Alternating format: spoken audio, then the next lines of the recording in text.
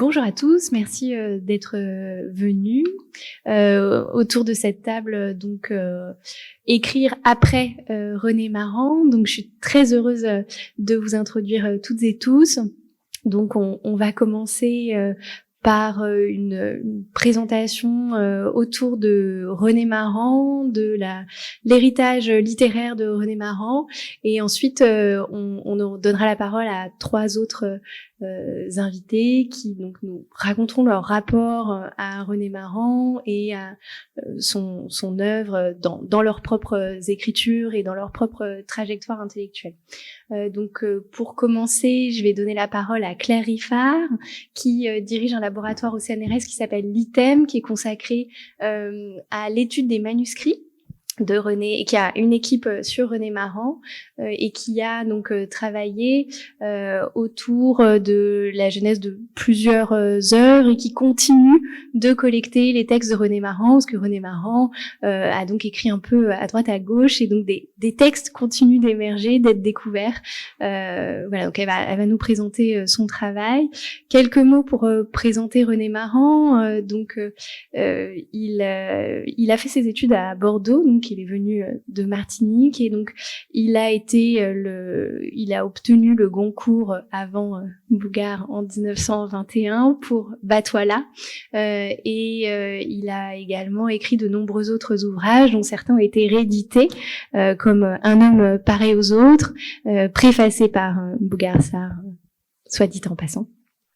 Et donc dans ses œuvres, il interroge assez régulièrement des relations amoureuses entre un homme éduqué, noir, martiniquais, qui lui ressemble assez souvent, et une jeune blanche inaccessible. Et donc un homme pareil aux autres est une partie de son histoire en tant que fonctionnaire colonial noir qui ne se reconnaît pas en Afrique et qui ne se reconnaît pas ni à Bordeaux ni à Paris, et qui a une immense intensité rêveuse dans ses descriptions qui sont souvent d'une grande poésie.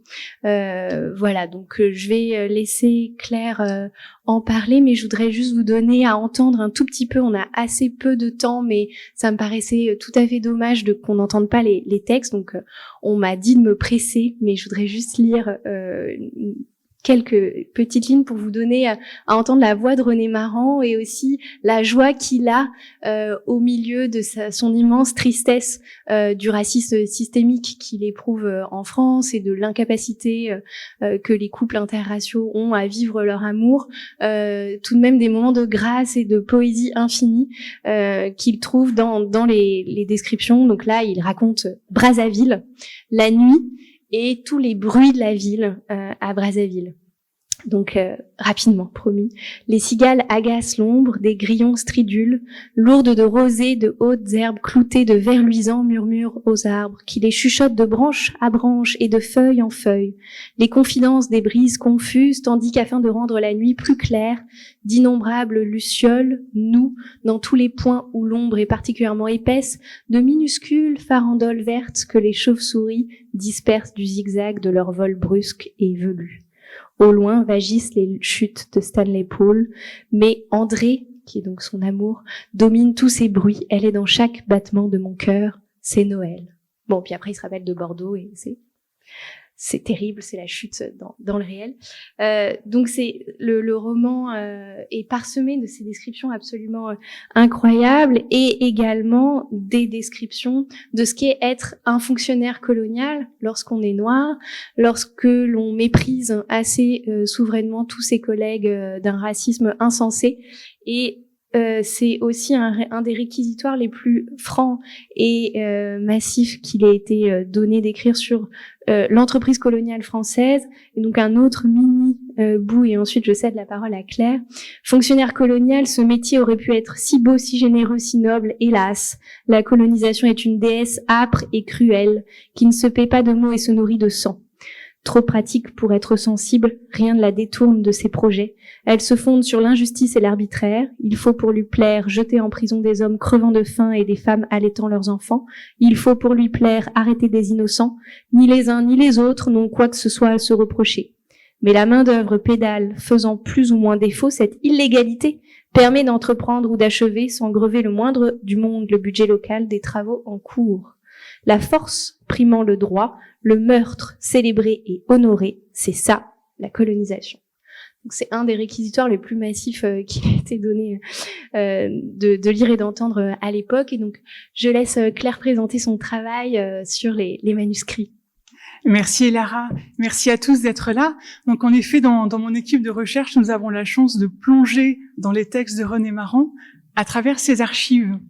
Et travailler sur les archives d'écrivains, c'est une entreprise passionnante, au moins pour deux raisons. D'une part parce que c'est une manière de découvrir des textes inconnus d'un auteur, des textes inédits, et puis aussi parce que c'est une possibilité de relire une œuvre connue avec des matériaux nouveaux, avec une lumière nouvelle, à la lumière des manuscrits. Et c'est ce que nous avons fait autour de René Maran, ce que nous continuons à faire dans cette équipe de recherche. Et alors René Maran conservait ses manuscrits à la différence d'autres écrivains, et il les a conservés chez lui durant sa vie, et sa veuve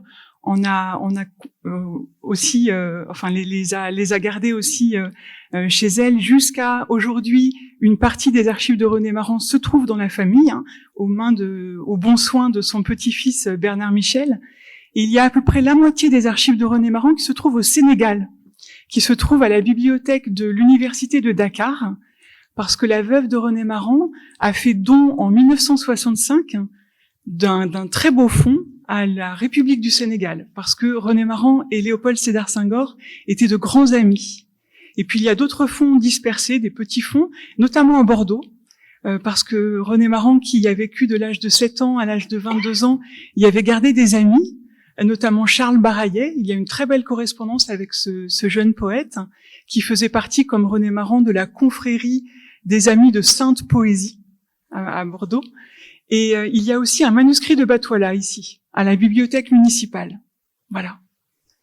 Alors quand on a toutes ces archives à disposition, qu'est-ce qu'on en fait? Qu'est-ce que ça permet de lire de nouveau sur l'œuvre?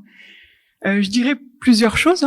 Et Lara, tu me coupes si je dis trop, mais parce que c'est vrai, on est intarissable sur le sujet. Par exemple, sur Batouala, c'est un livre choc, un livre coup de poing qui est paru en 1921. Mais il faut savoir que René Maran travaillait sur Batouala depuis 1912. C'est un livre qui a mis du temps à s'écrire, à se construire. Et nous essayons de reconstituer la genèse de ce texte. Donc un manuscrit à Bordeaux, un tapuscrit, c'est-à-dire tapé à la machine, dans la famille de l'écrivain. Et puis tout récemment, en février 2022, nous retrouvons un nouveau manuscrit de Batouala aux États-Unis, à la Fondation Rosenbach. C'est à travers la correspondance entre René Maran et Alan Locke que nous avons eu la confirmation qu'un autre manuscrit se retrouvait aux États-Unis. Et donc c'est une pièce qui s'ajoute à ce puzzle de la genèse de Batouala. Autre exemple du travail que les archives peuvent permettre de faire sur un auteur, donc en l'occurrence sur René Maran, la bibliothèque d'un écrivain. Grâce à Camille Maran, à sa veuve, la bibliothèque de René Maran est à Dakar, à la bibliothèque de l'université, et c'est un trésor. Et donc René Maran lisait énormément, c'était un homme bibliothèque, et dans sa bibliothèque à Dakar, il y a, outre les livres de sa bibliothèque, il y a les lettres que les écrivains avec lesquels il était en correspondance lui avaient adressées, c'est-à-dire qu'il truffait, c'est le terme technique, il truffait ses livres des lettres que les écrivains lui adressaient. Par exemple, Léopold Sédar Senghor lui envoie son ouvrage en le dédicaçant, éthiopique. René Maran glisse à l'intérieur du livre la lettre de Senghor. Donc c'est vraiment un fond magnifique. Et à ce sujet, j'aurais eu envie de lire un tout petit fragment du roman de Mbougar Sarr qui parle de la bibliothèque, parce que je trouve que ça peut faire écho à la bibliothèque de René Maran. Quelle est donc cette patrie ? Tu la connais, c'est évidemment la patrie des livres. Les livres lus et aimés, les livres lus et honnis, les livres qu'on rêve d'écrire, les livres insignifiants qu'on a oubliés et dont on ne sait même plus si on les a ouverts un jour, les livres qu'on prétend avoir lus, les livres qu'on ne lira jamais mais dont on ne se séparerait non plus pour rien au monde, les livres qui attendent leur heure dans une nuit patiente avant le crépuscule éblouissant des lectures de l'aube, Oui, disais-je, oui, je serai citoyenne de cette patrie-là, je ferai allégeance à ce royaume, le royaume de la bibliothèque. Je crois que pour René Maran, le royaume de la bibliothèque, c'est un royaume fondamental. Donc je disais aussi la correspondance, et les archives nous permettent d'entrer en correspondance avec l'écrivain à travers les dialogues qu'il a eus avec ses amis. Et je ne fais que citer la correspondance avec Manuel Gaïsto, qui fait 800 pages, en fait, qui vient d'être publié chez Présence africaine par Romuald Foncois. C'est un livre de 800 pages de lettres à son ami Gaïsto. Ça témoigne de cette intensité des relations épistolaires. Et pour nous qui travaillons sur une œuvre, travailler sur la correspondance entre un écrivain et ses amis, c'est obtenir une foule d'informations sur la manière dont l'œuvre est écrite. Et puis une dernière chose, c'est l'écriture de journaliste de René Maran. Je crois que c'est quelque chose qu'on n'imaginait pas avant de travailler sur ces archives. René Maran a été un extraordinaire critique littéraire et journaliste. Il écrit pendant 40 ans, aussi bien dans des journaux sportifs comme l'Auto, que dans des journaux extrêmement littéraires, les Nouvelles littéraires. Il écrit aussi bien dans Opportunity, qui était un journal très engagé aux États-Unis, et puis dans Je suis partout, qui était plutôt d'un autre bord politique. Il écrit des centaines de notes de lecture sur les écrivains qu'il aime. Il écrit des centaines de causeries pour la radio. Et j'avais pensé à imprimer cette petite liste qu'on a trouvée dans les archives de Dakar, où René Maran fait des notes de lecture sur la littérature algérienne, la littérature antillaise, arabe, bolivienne, brésilienne, canadienne, chilienne, chinoise, colombienne, cubaine, égyptienne, équatorienne, guatémaltienne, haïtienne, hondurienne, indienne, japonaise. Il travaille sur la poésie islandaise, la poésie libanaise, la poésie malgache, la poésie turque. C'est vraiment un homme d'une culture hors du commun. Et dans son écriture de journaliste, il y a plusieurs choses. Il y a d'abord la volonté de gagner sa vie. René Maran, c'est quelqu'un qui a été, qui a quitté l'administration coloniale en 1923 et qui ensuite n'a vécu que de sa plume. Donc il fallait bien vivre. Donc il a écrit toute sa vie aussi pour des raisons alimentaires. Mais il écrit aussi, je pense, comme journaliste, comme critique, pour entrer dans un milieu littéraire français dont il se sentait partie prenante, mais il fallait quand même qu'il, à son avis, qu'il justifie de cette appartenance au milieu littéraire français. Et donc il y a dans ce travail de journaliste un autre René Maran qu'on lira bientôt quand on aura pu le publier, un René Maran très ironique, un René Maran très ambigu. Et cette ambiguïté est constitutive, à mon avis, de l'écrivain, peut-être pas de la personne, mais en tout cas du personnage littéraire qu'il a donné à lire à travers tous ses textes. Je m'en tiens là. On en parlait tout à l'heure, peut-être que tu peux développer sur cette ambivalence et notamment son positionnement par rapport à la colonisation qui est aussi ambivalent. C'est un homme complexe et qui a été trop souvent accusé de part et d'autre en fait. Et donc, effectivement, aborder cette complexité, je pense que les archives peuvent donner beaucoup de clés à ce sujet. Eh bien, en effet, quand on regarde dans quels journaux il écrivait, on est très surpris. Parce qu'on cherche à le positionner d'un côté ou de l'autre de l'échiquier politique, et en réalité, René Maran a une activité de journaliste très très complexe à déchiffrer, parce qu'il pour dire les choses tout crûment, il travaille aussi bien avec des journaux de gauche que de droite. Bon, après, il faut travailler vraiment sur une chronologie fine de son positionnement politique, mais on a l'impression que c'est plutôt un positionnement littéraire en fait. Mais il y a une autre ambiguïté qui ressort du travail qu'on mène, c'est quand on travaille sur ses déclarations, il dit par exemple qu'il fait un roman régionaliste d'inspiration, d'expression coloniale. Et c'est quelque chose d'un peu troublant pour nous, c'est une expression un petit peu difficile à lire. Et en même temps, quand on regarde la liste que je vous ai lue, c'est manifestement quelqu'un qui, avant l'heure, fait une littérature mondiale, qui s'apparente à ce qu'on appelle aujourd'hui la littérature monde. Donc, comment comprendre ce positionnement qui est à la fois un positionnement régionaliste? Il a toujours été très attaché à Bordeaux, très attaché à la littérature de Bordeaux, à une littérature régionale. Romuald Foncois parle aussi à son sujet d'un écrivain du terroir bordelais, en lien avec des écrivains du terroir du Nord. Et en même temps, c'est un romancier colonial, mais noir. Donc, il y a une infinité de nuances sur la palette. Et c'est vrai que l'accès aux archives, l'accès à la complexité de son écriture et surtout l'accès à l'exhaustivité de ses œuvres permet de sortir des clichés, en fait. Merci beaucoup. Donc, je vais laisser la parole à Mohamed Bougarsar, qui a publié Terre Sainte en 2014, Silence du cœur en 2017, qui a déjà eu de nombreux prix, et enfin La plus secrète mémoire des hommes, dont je pense vous avez tous entendu parler, qui a eu donc le prestigieux prix Goncourt en 2021, et donc qui raconte l'histoire d'un jeune écrivain à la recherche d'un autre écrivain qui a disparu, qui a de nombreuses ressemblances avec Yambo Wologem, mais qui n'est pas sans ressemblance aussi en fait avec d'autres écrivains comme René Maran, et c'est le jeu des masques littéraires, c'est qu'ils peuvent recouvrir comme des matrioshkas une succession d'autres écrivains.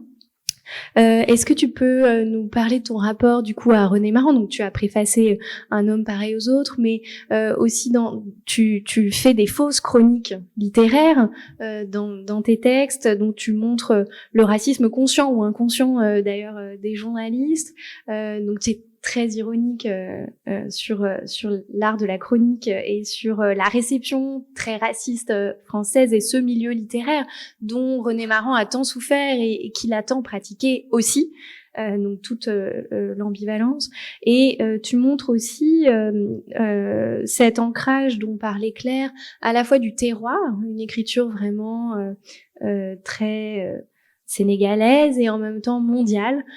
Tu revendiques des influences littéraires qui vont de Samy Tchak à Elgas dans ton cercle le plus proche, et Bolaño et toute une série d'auteurs mondes qui ressemblent beaucoup à la liste dont parlait Claire à l'instant, et puis un peu à la manière de Borges, un de tes personnages dit: tu voudrais n'écrire qu'un livre, tu sais au fond de toi qu'il n'y en a qu'un seul qui compte, celui qui engendre tous les autres ou que ceci annonce.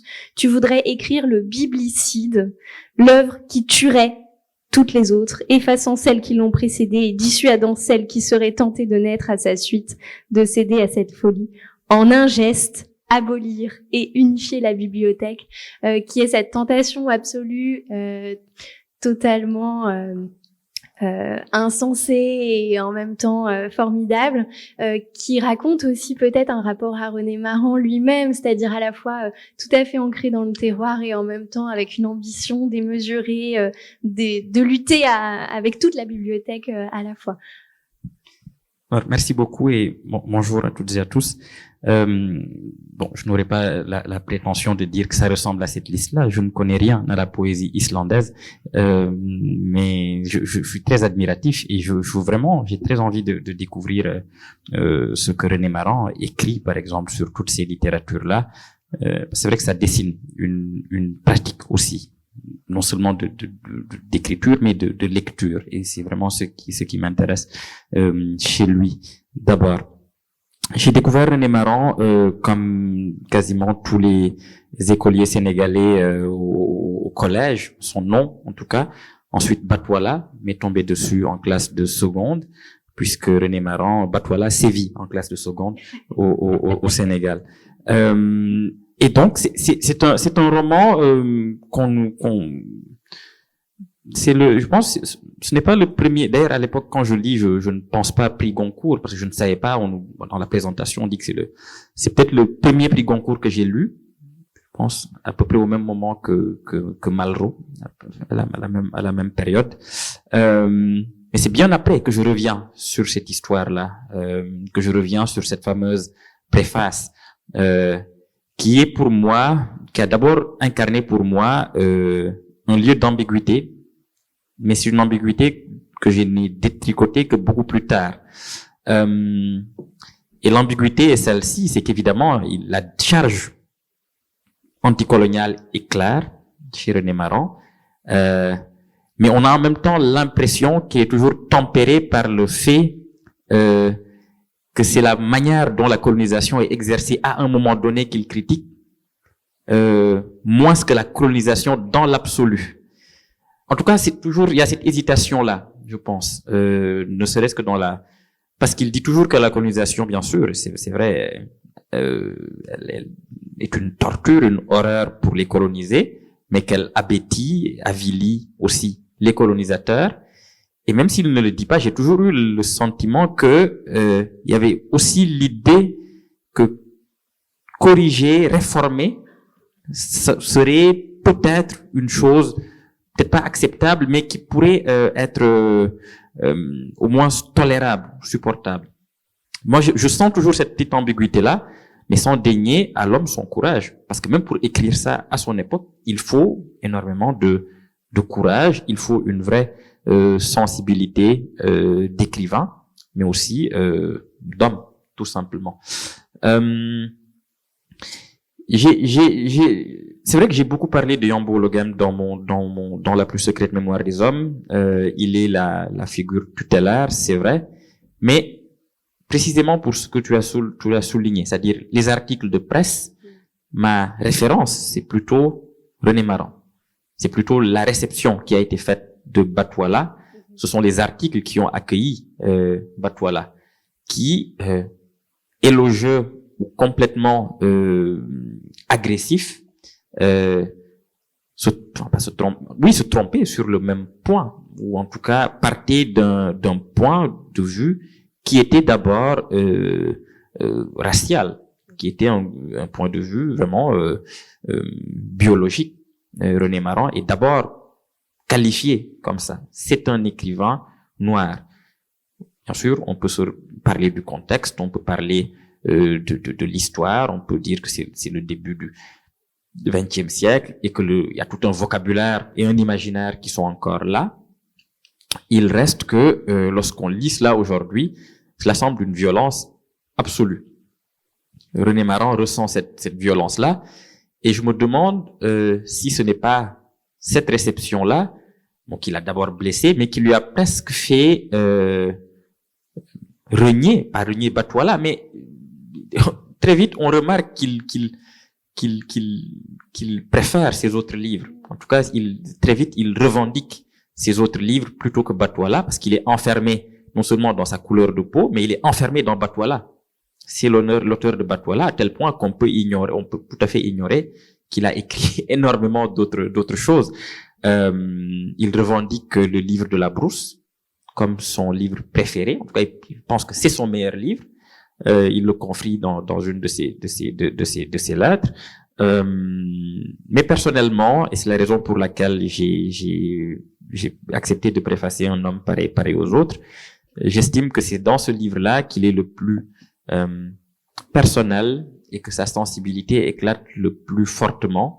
D'abord parce que c'est un roman d'amour au sens le plus beau de ce terme-là, mais c'est aussi, je crois, le roman où son talent d'écrivain dans la description, tout simplement, cet art qui semble extrêmement ancien, qui semble un peu daté, ressurgit avec une force assez incroyable.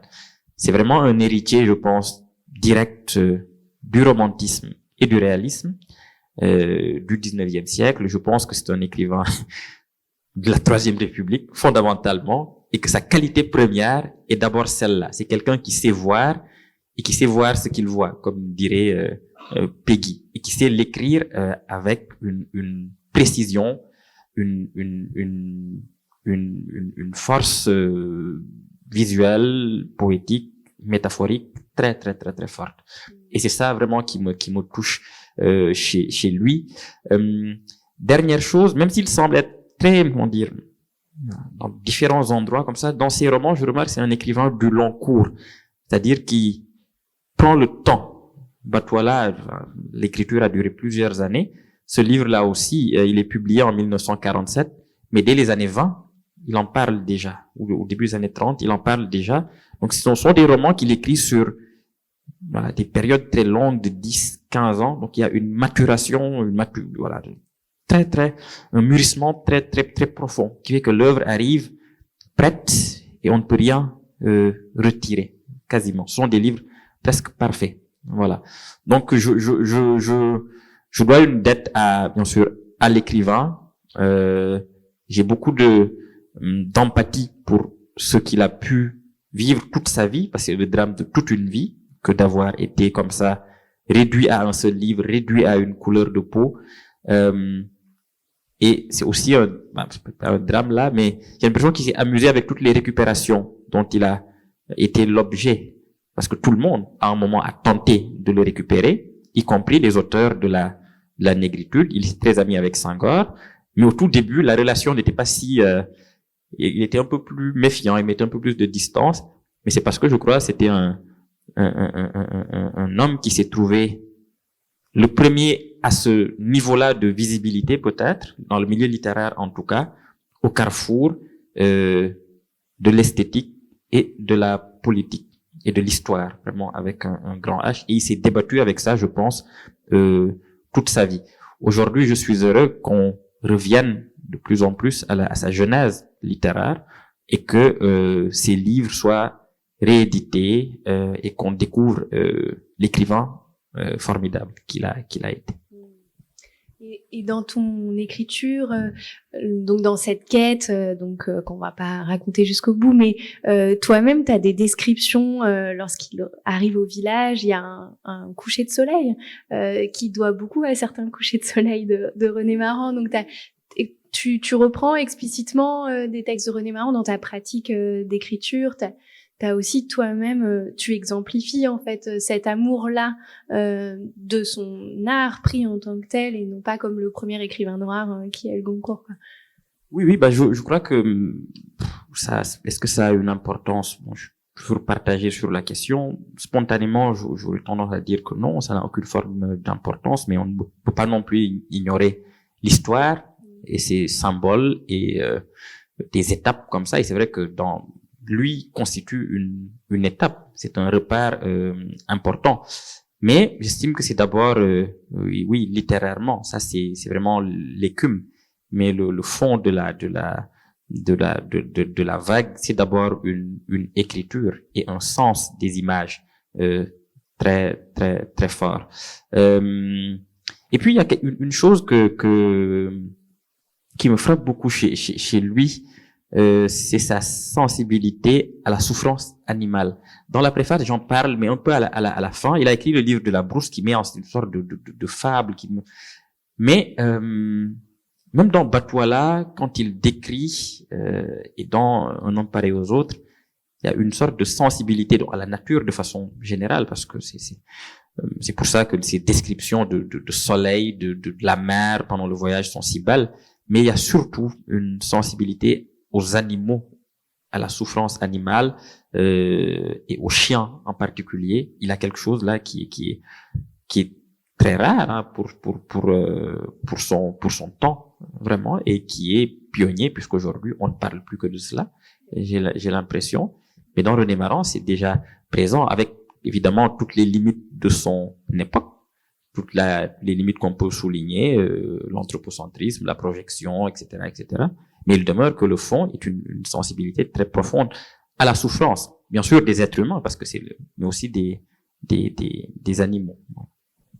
Merci beaucoup. Donc je me tourne vers Boniface Mongombusa, docteur en littérature comparée, critique littéraire et écrivain, qui dans Désir d'Afrique interroge ce qu'est un classique, ce qu'est un classique africain, si l'on peut dire aussi, et qui interroge aussi la réception européenne des romanciers africains, qui est en dialogue constant avec Samy Tchak, qui avait déjà interrogé ça également dans La couleur de l'écrivain. Je trouve que c'est avec Samy Tchak, vous formez un duo de critiques littéraires et d'écrivains qui apporter un matériel très sensible aux continuités en fait contemporaines des réceptions fortement marquées par un imaginaire raciste.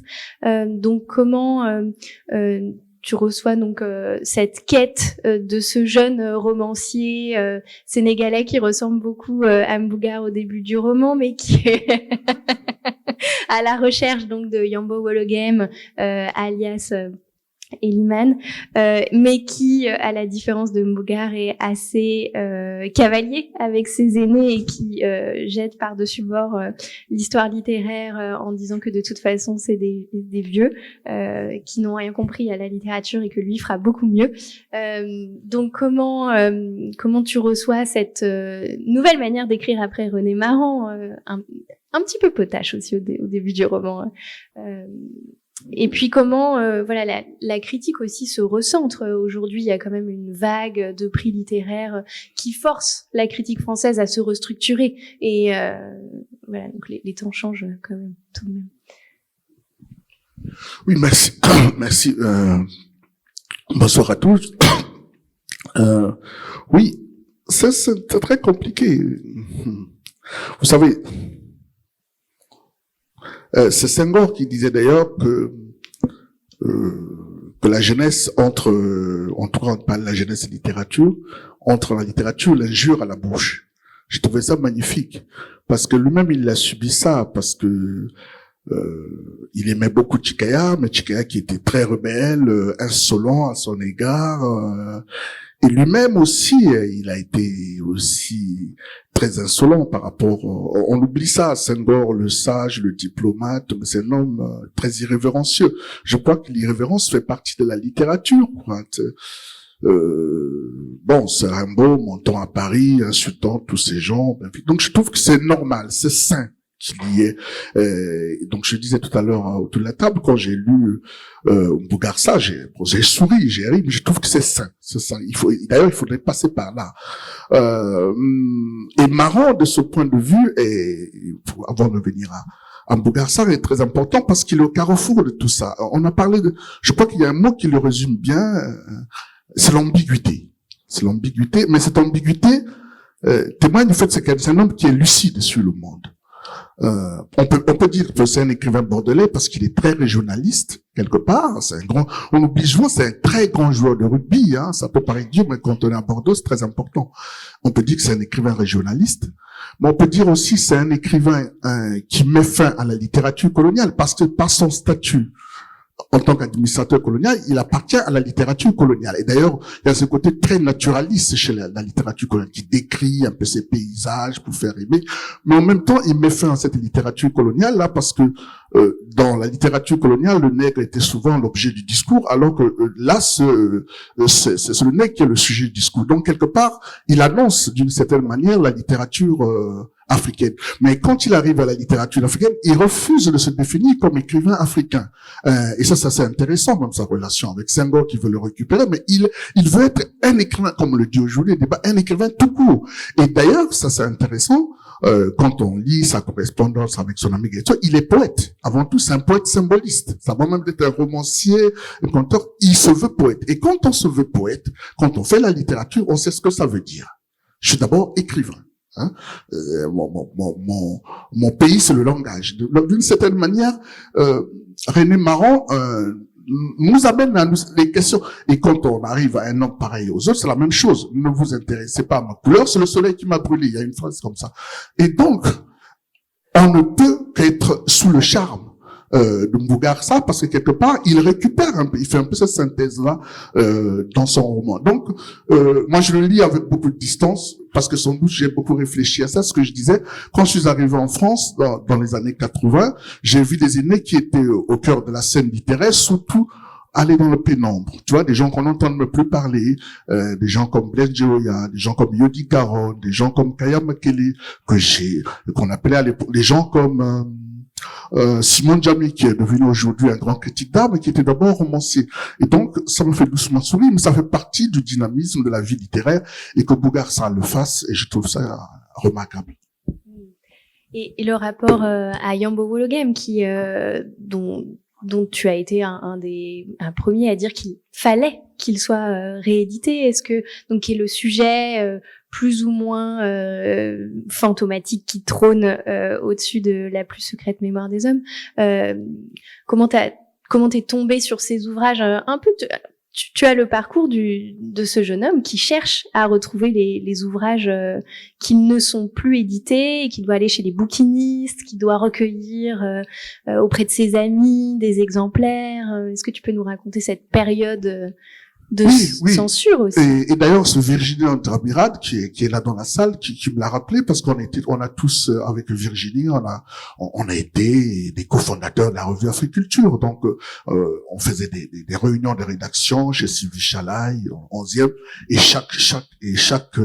elle me rappelle, dans chaque comité, je ramenais Yongo Wologem, parce que les livres étaient introuvables. Le livre était introuvable.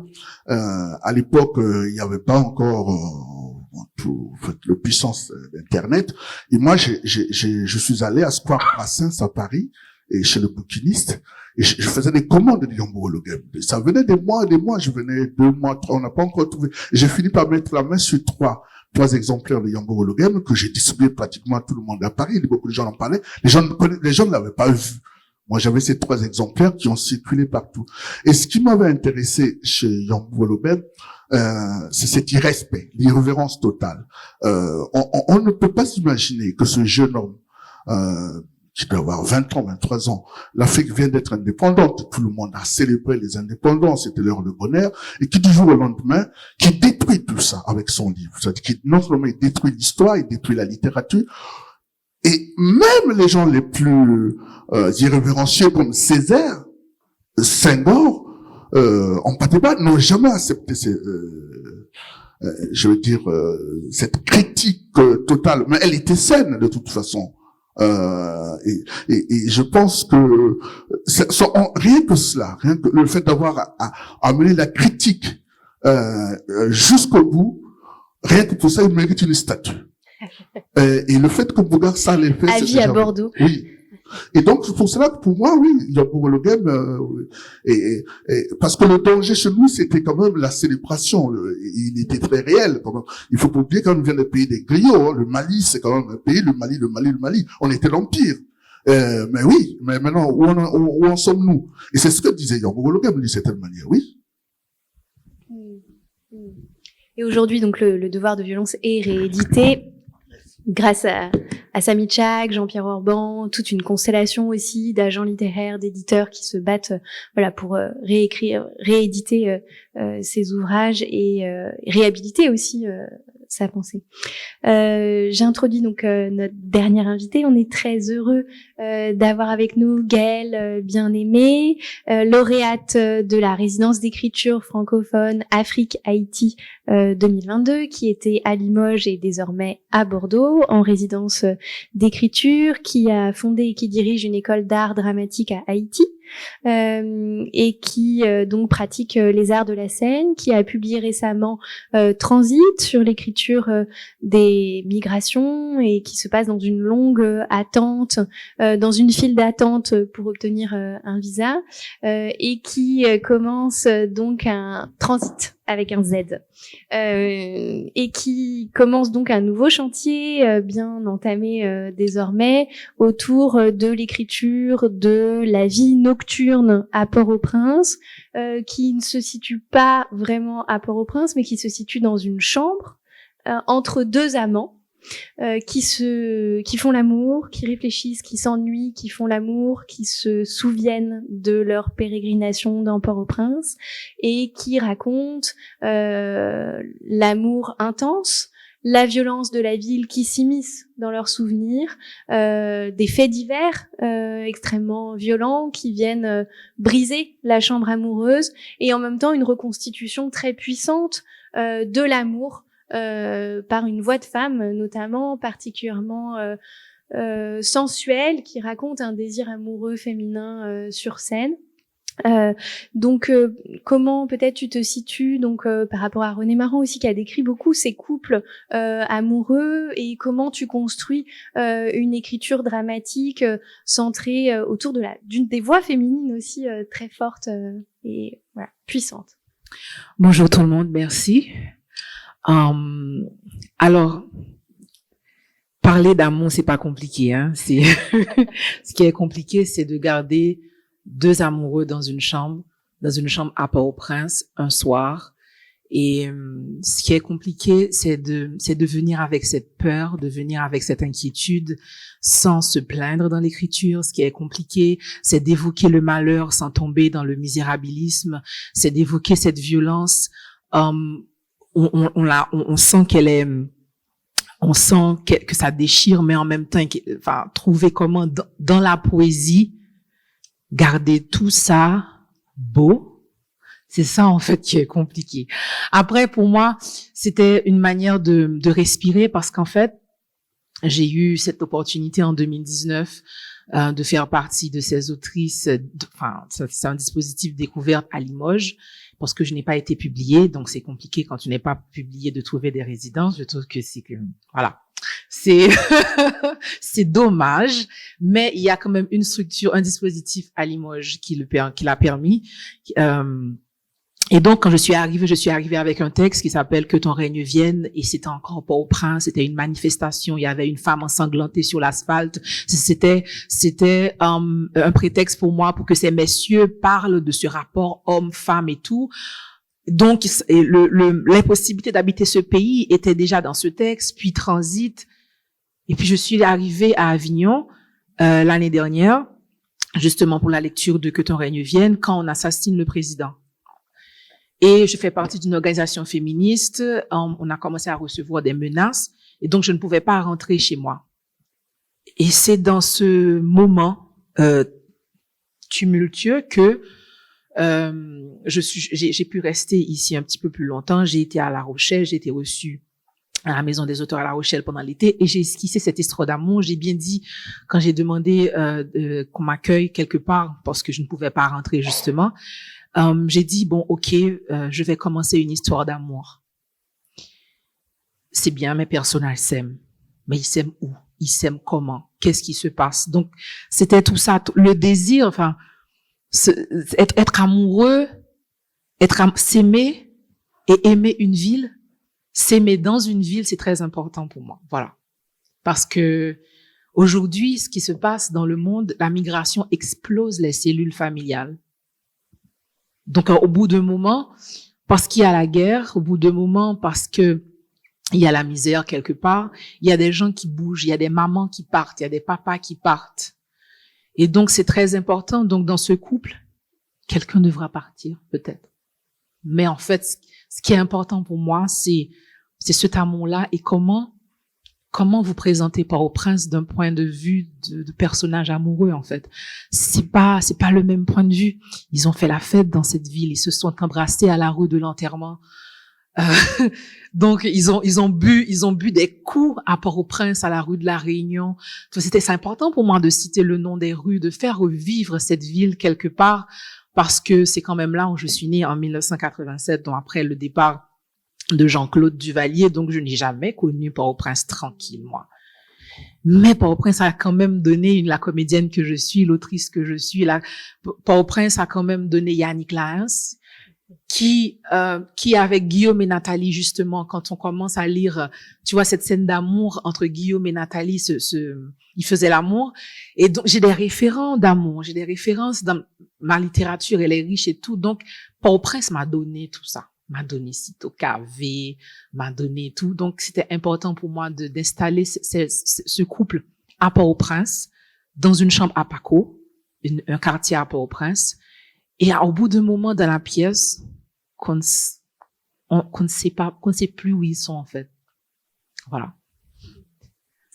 Et peut-être une dernière question. Tu écris beaucoup aussi avec le créole, avec les chansons.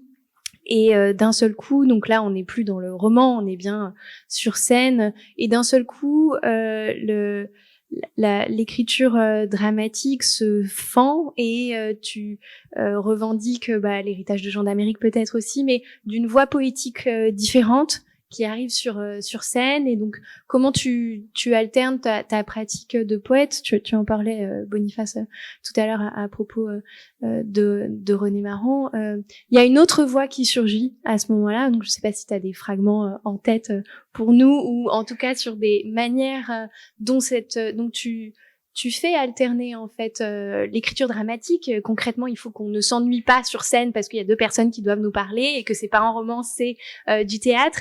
Et puis des surgissements très lyriques en fait, comme une autre voix. Oui, je fais de l'humour aussi, donc je suis en contact avec plein de types d'écriture, une écriture directe, une écriture quotidienne, et une écriture poétique. Et puis, au bout d'un moment, il y a des choses, l'humour arrive. Au bout d'un moment, il y a des choses, il y a des choses que j'ai envie de dire, la poésie s'impose, en fait. Donc voilà, il y a quelque chose, je ne sais pas t'expliquer. Autant que le créole arrive, je sais bien donner l'équivalent français de ce que je veux dire, mais bon, c'est en créole, et donc je le mets en bas de page, que les gens qui ne comprennent pas le créole, comprennent, mais il y a quelque chose qui arrive au moment de l'écriture, je ne sais pas le dire. Pour un extrait dans ma tête, déjà j'ai tatoué une phrase de mon texte, que ton règne vienne, c'est la révolution est un poème en feu. Et j'aime bien cette phrase parce qu'en 2018, je fais partie et je fais partie encore de cette jeunesse qui s'oppose au pouvoir en place. Et on a demandé au gouvernement, au pouvoir en place, de donner des explications sur les fonds dilapidés, les fonds Petro-Caribé dilapidés. Et donc, j'ai écrit que ton règne vienne dans ce contexte-là. J'étais en juin à Limoges, j'avais une manifestation au Champ de Mars. On faisait le tour du Palais National. Donc, c'est ce contexte-là. Et un fragment qui me vient en tête, inspiré de ce texte de Gérald Bloncourt. Il commence par j'aime ce pays. Moi, j'ai commencé ce bout par j'aime ce pays. Donc, j'aime ce pays avec sa source puante, ses queues pieds mâles et ses gens têtus. Mon pays carnaval avec 7 coups de béni soit l'Éternel. Voilà. Donc, c'est Bloncourt qui m'a inspiré ce bout qui est dans Transit, justement. Un des voyageurs qui dit « Je pars certes, mais j'aime ce pays. Comment ne pas aimer ce pays ?» Voilà. Merci beaucoup. Est-ce que vous voulez rebondir, Mohamed? Est-ce que tu veux rebondir? Oui. Il y a une chose, vraiment un dernier mot sur René Maran, c'est que de façon très curieuse, il a eu une influence très forte, je pense, sur énormément d'écrivains, mais très peu de gens le revendiquent. Que j'entends très peu d'écrivains dire ma référence c'est René Maran ou c'est René Maran. C'est très curieux, alors que de façon très nette, puisqu'il a été à l'intersection de quelque chose, il a commencé quelque chose.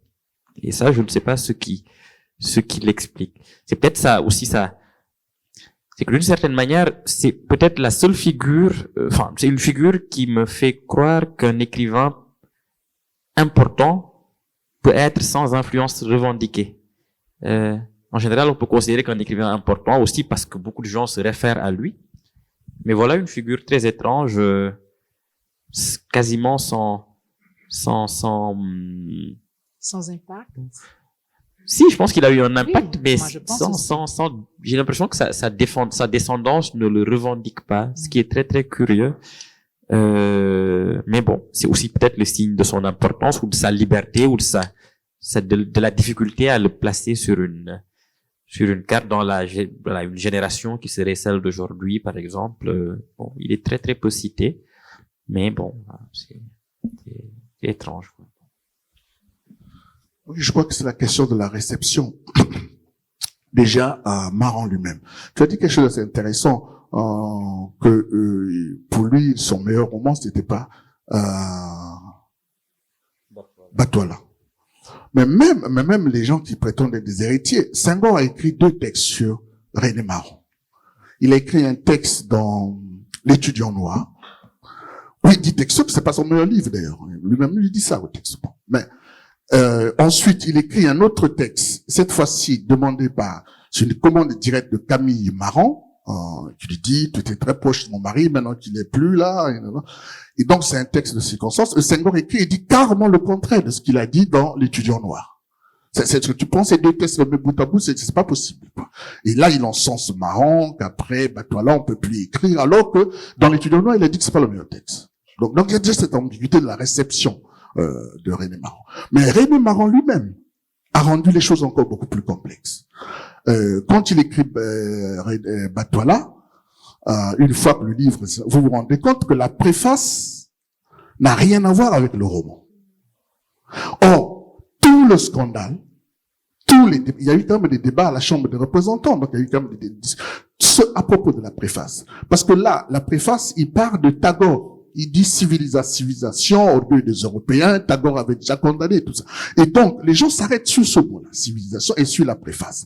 Et tout ce qu'ils vont condamner, tous les débats autour de René Marant vont tourner autour de cette préface-là. Alors que cette préface n'a rien à voir avec le contenu de, quelque part,